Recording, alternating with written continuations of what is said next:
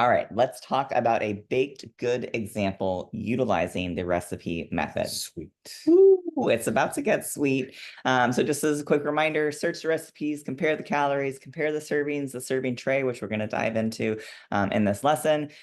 Choose what you're going to do. Choose that probably middle to higher option, and then visualize how much did you eat or how much will you eat. Yep. So a common theme, just applying it towards a different type of dish. Yep. So let's talk about that better than sex cake because you had some marry me chicken, and now let's see if it's better than sex. All right. Only one way to find out. So you're going to search recipes. So for this instance, I just did better than sex cake and wanted to see what population. All right.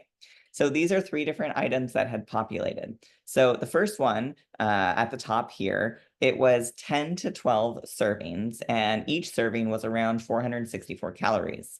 The middle one was 12 servings, around 325 calories, so a little bit less. And then we have the bottom left was 24 servings, around 236 calories a serving. So if we were to think about it, if we change that to 12 servings, it would probably be comparable in calories per serving as the top one.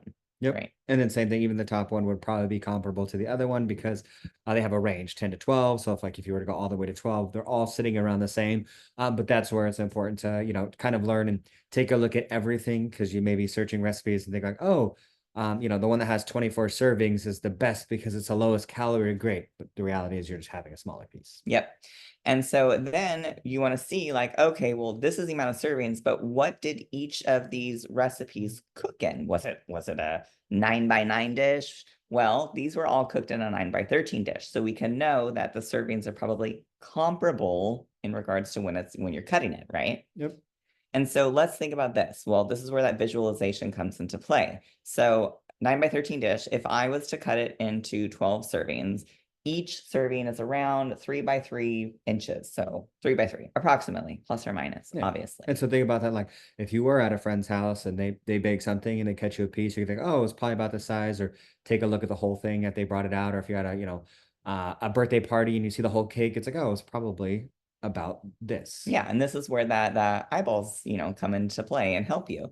If it was 24 servings, you're like, okay, each serving is around 2 by 2 inches. How big of a serving did I have? And so start to condition those eyeballs in, for weights and volume and length of things.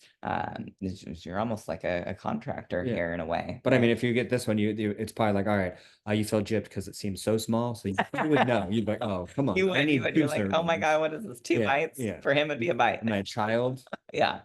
But anyways, all of them were cooked in a 9 by 13 dish. And so just visualizing and asking yourself, well, how big was your serving? Yep.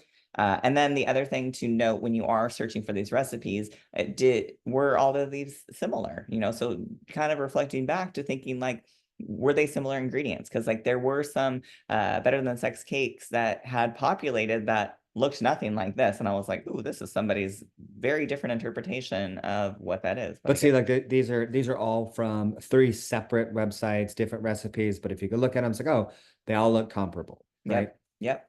But making sure that you weigh those against each other, and then make the decision on what it is that you're going to use and use that as your guesstimation.